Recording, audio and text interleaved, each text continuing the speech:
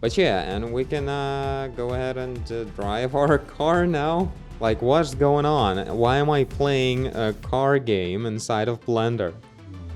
Oh my god. Jesus Christ, what's happening? The camera needs some work.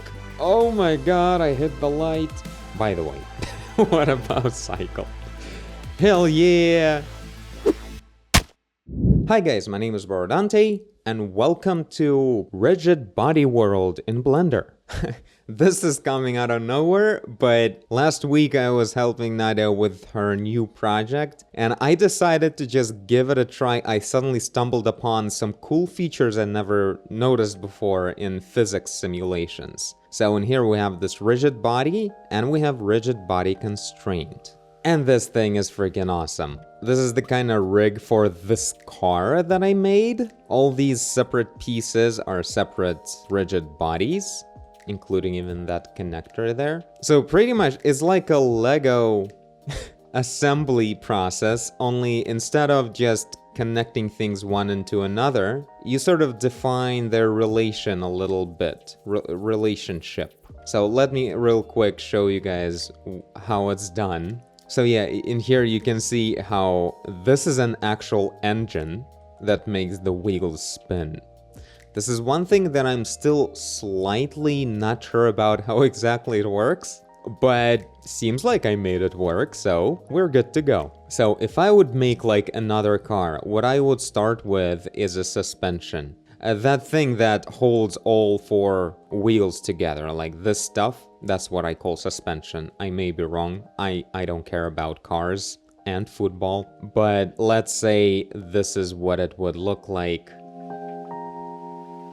And I'll right away extrude just these sticks that go to the actual wheels. So this kind of thing, and let's make this car a bit smaller, so it would be cute. And I'll apply scale, and everything else I kind of don't care about. Now let's add wheels, and then we'll add like the main body of the car. Here's the thing, I know English only in areas where I'm interested in the media about a subject. So cars? I have never watched English shows about cars, so I have no idea how things are called. Because whatever I'm learning, I have to have fun. So yeah, I don't know boring stuff. So I'll just put the wheel like this on the ground. Also, I like turning on this thing, like object gizmos, and just use like move to see where the axes are oriented. I'm kinda hating this. Maybe I just rotate the actual polygons, right? That way everything else will stay the same. And yeah, all of this, like right now I'm like attaching a wheel to the suspension. All of this is just for the looks. And for another extra thing, which is just collisions. You know, if you would make a car that has its wheels like floating at a big distance, it could at some point, you know, hang on its wheel with all this negative space in between. So you don't want that. You want it to be like a solid object that doesn't have like weird holes or something like that. So yeah, about this whole thing, honestly, I'm making this video. I have no idea if Blender community is generally aware a lot about the awesome potential of rigid bodies, especially with like rigid body constraint. It's like this huge thing. Oh, right, so the surface is tilted a little bit. Let's raise the whole thing in the air, because it's best to like, you know, like in a game, when something spawns, it kind of like lands from a little distance. That's because you don't want anything to overlap. Yeah, so let's add the body of the car. And for now, I'll just keep it like a cube, which is pretty much the same thing I did here. So just to make things clear, I'll keep it like this at a distance for now. So now what we do is, like if you're generally familiar with how Blender works, usually if you want one object to move with another object, you make the main object like a parent to other objects, right? So you just would have like two objects, and one would be like you hit Control P and make that a parent. And now when I move it or rotate it, it will be like a child to it. While this one can do whatever it wants, this one controls the child.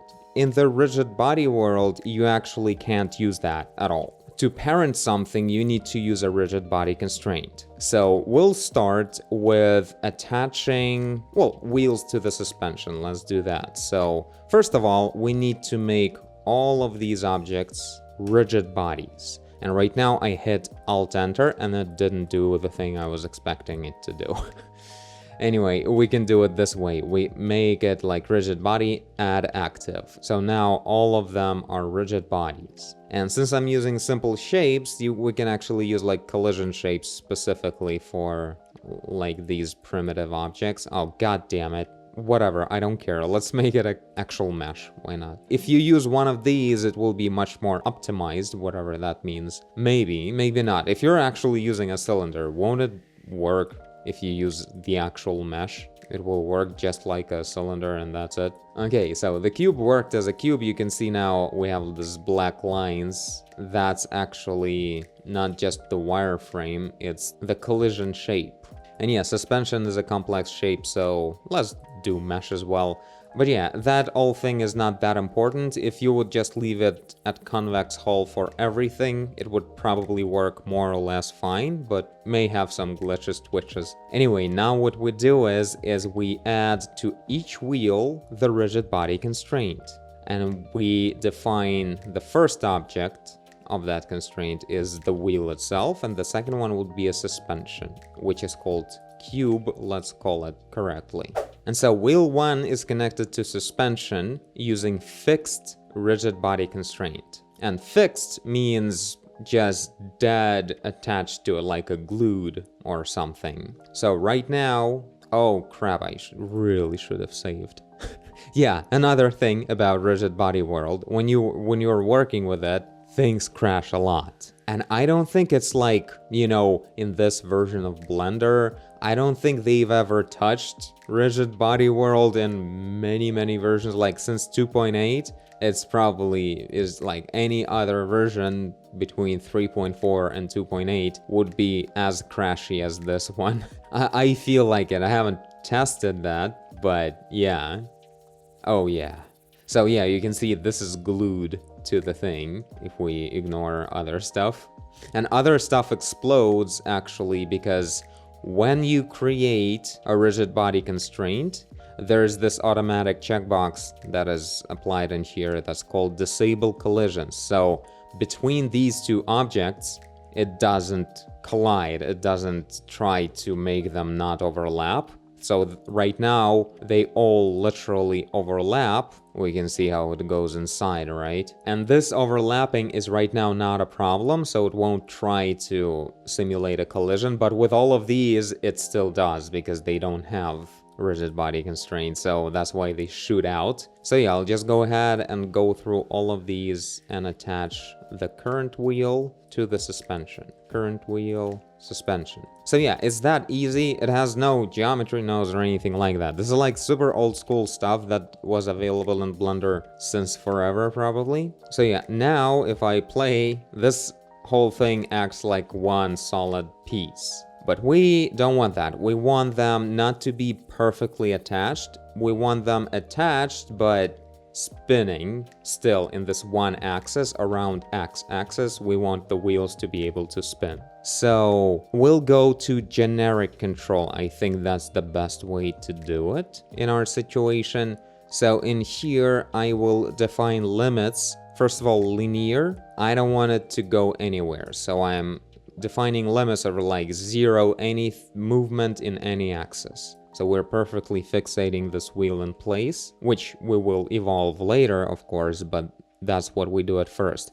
And then Y and Z angles are also 0, so no wiggling like that or like that as well. And this one won't have any limitations at all because the wheel can spin forever. So let's do the same thing for everything else.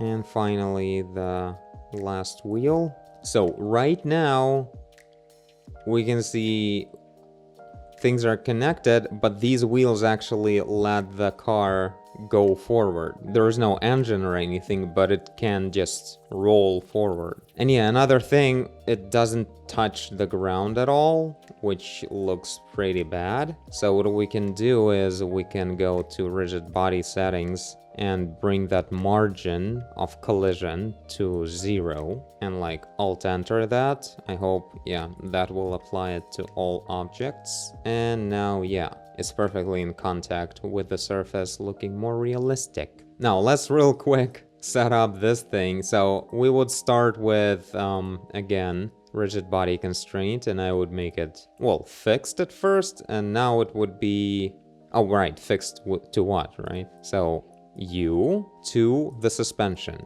And yeah, by the way, one thing that I always felt weird about when I was trying to figure it out, like, why do I have to define 2 objects? Can it be any kind of 2 objects? Actually, yes.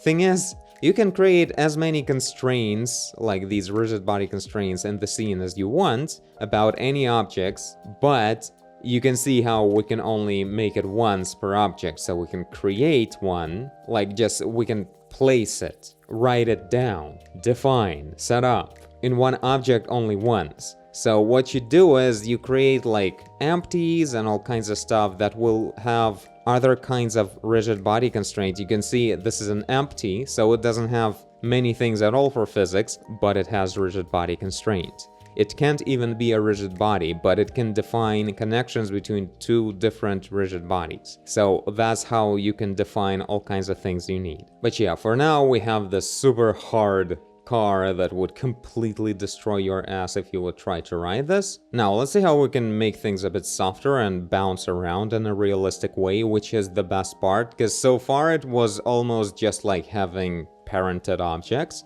except we're capable of making the wheels actually spin in physics. So that's already cool, but here we can switch to, instead of fixed, we can switch to generic spring. And it's the same as generic, like we can define what's fixed and what's not in limits, in angles, and linear is like position, and rotation. So in this case, I would like lock, actually I won't be locking angles at all. I will lock position, but not in the z-axis, maybe at all. I'll turn it off. So we just locked x and y, so it wouldn't go away in these directions. And now if we go lower, in here we have springs. And in here, same axes for angular and linear. So in this case, we did not lock z-axis. Right now, if I hit play, it will just fall completely down. And it won't even collide with the suspension now, because disabled collisions between the 2 connected rigid bodies. So now, since it's completely free, we need to add the spring. And the spring is like the soft, bouncy limit. It's trying to stay in this one place related to the suspension, but it has this certain stiffness and damping. So if I just hit play, well, it was kind of softer fall, but not very useful. What if we go 100? Ah, now it's more interesting. Also, we're spinning around a lot. So in that case, what are the angles that we should not be spinning in? Pretty much all of them. So I'll just turn on all these default settings for springs in all 3 dimensions for the angle. And now it will like bounce around in different directions, but always try to stay facing forward like this. And yeah, it's bouncing around a lot and won't calm down at all. So we can increase that stiffness to 500, and we can increase or decrease damping. Damping is how much of it, like stiffness is how much of an amplitude it allows to bounce around, given certain weight and distance of the fall and all that. But damping is how much it will be just doing these tiny wiggles until it calms down. So in this way, we'll have a lot of quick bounces that come down very slowly. And if I increase stiffness even more, they will be even tinier and faster bounces, but they will still be calming down for the same long time. So if we keep this at 500, but this damping will become like 10, that's a lot more stable looking. But you can see the tilting now is kind of obvious. So this should be kind of stronger as well. Let's make these like 100 and, I don't know, 5 of damping. Should look fine. Yeah, like that.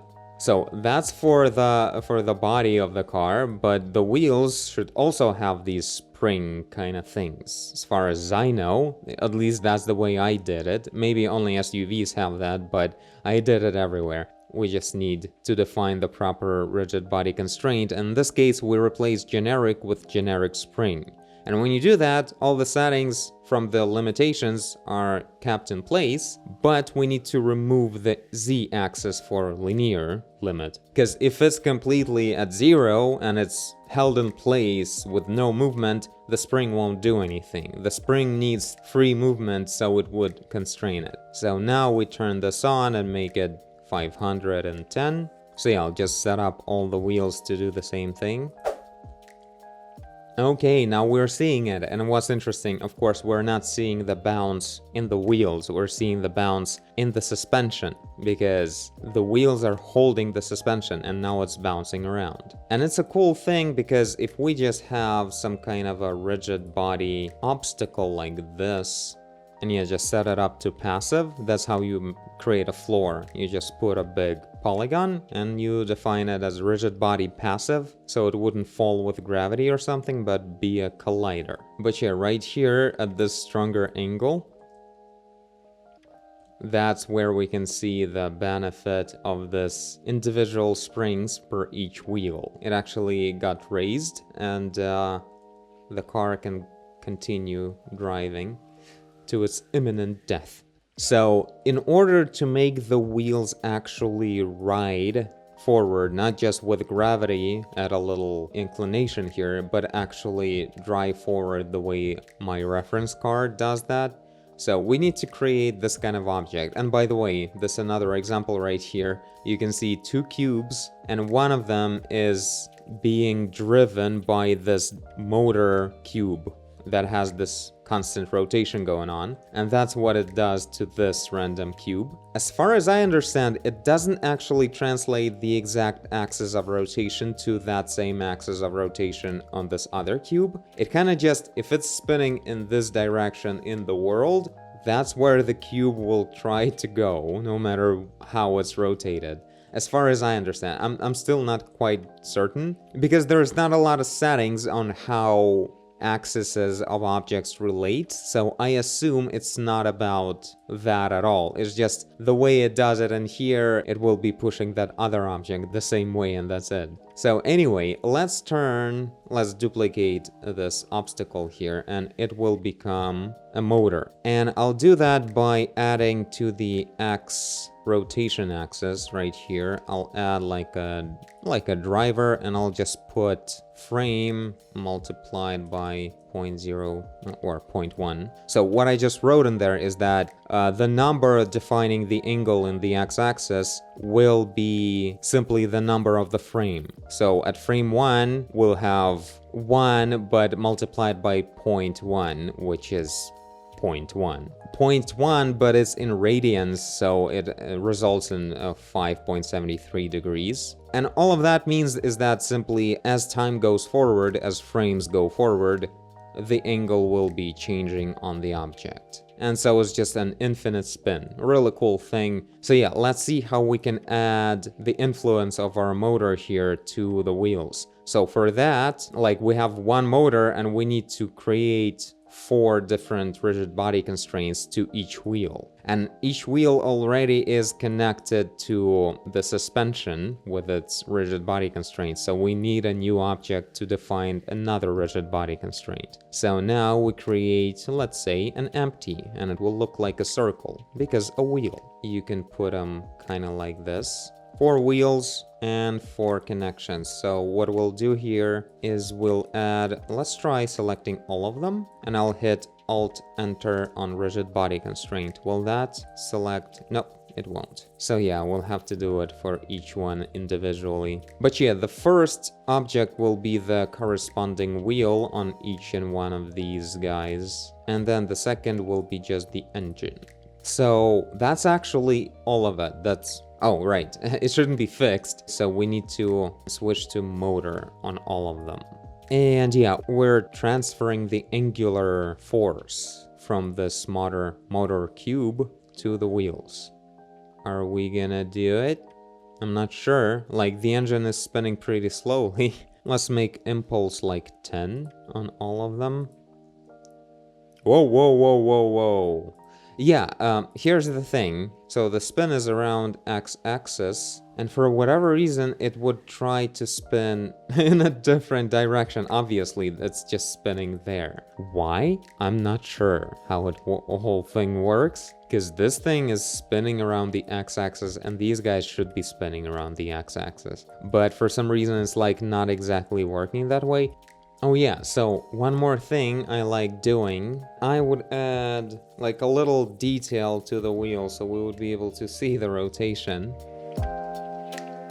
Oh, there we go. And now we'll be able to actually, after this quick crash, we'll actually be able to see how the wheels actually rotate.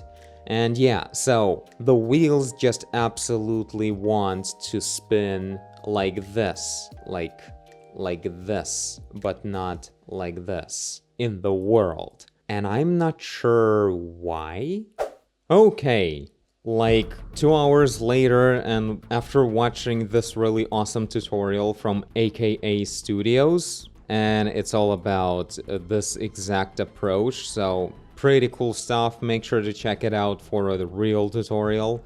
But here I am finally making things work. So about the steering wheel, what's interesting, like when you make your wheel turn, all of these, like z-axis goes all over the place, because when the wheel goes forward, the z-axis is here now or whatever. So we can't rely on the coordinate system of this wheel. So that's why we duplicate it and make another wheel that's just about turning the main wheel. Turning meaning like steering. So this one is all about that, and when it's turning, this wheel is turning with it, while on its own, it's turning around its own x-axis. Now, about the engine, forget about the stupid thing about spinning cubes that I had on both cars. Now I don't have that. You don't need anything to be spinning at all. So what you do is, as you guys can see, I have a bunch of empties in here now. And all the empties are just facing up with their Z's, except for these two. Because as AKA Studios explained in their tutorial, motor gives you acceleration in x-axis. And that's it. No, like, it doesn't need to be from some kind of spinning object in a certain direction. No one cares about that. It's about the object where the rigid body constraint is written down. In this case, that's why I'm using empties now a lot, instead of writing down stuff in the wheels themselves. They don't have constraints anymore, because you need to define specific axes to define the orientation of your rigid body constraint. So in this case, I rotate around the x-axis, and I'm giving this mini steering wheel the acceleration of 0.2 at like strong impulse, meaning it can really work through some friction and resistance. A strong turn, but a little bit to the right or to the left. Like 0 means just forward, and negative is turning one direction, positive turning the other direction. And that's it. That's how angular speed works. It's about like angle different from 0, just one way or another. And yeah, it's purple because I pasted a driver that is just rotation of this torus right here. So when I turn it, the wheels turn. They have this slow kind of like lag of turning. I wonder if I can make that impulse a lot stronger. Will that help? So we have that, and also I added to this torus right here a custom property. Usually it's a thing at the bottom, but you can like drag it up, your custom properties, and you just add a new custom property. I called it speed, and it's attached to the motor constraints and their velocities. And they also have x-axes facing this direction, and they're parented to the suspension. And everything is a connection of the wheels to the suspension, or to something that's where the car is. So the coordinate system would be at the right place. I guess it matters. And generally these empties are parented to the suspension, and all of them are parented. So if I just add some speed right here, you can see all the empties are traveling with the car, which makes a lot more sense. But yeah, and we can go ahead and drive our car now. Slowly and carefully. Oh my god, this is so creepy. Like, what's going on? Why am I playing a car game inside of Blender? Now, this is all fun and all, but can I, like, attach a camera to it? Like, I have to be able to, right? We have a camera right here.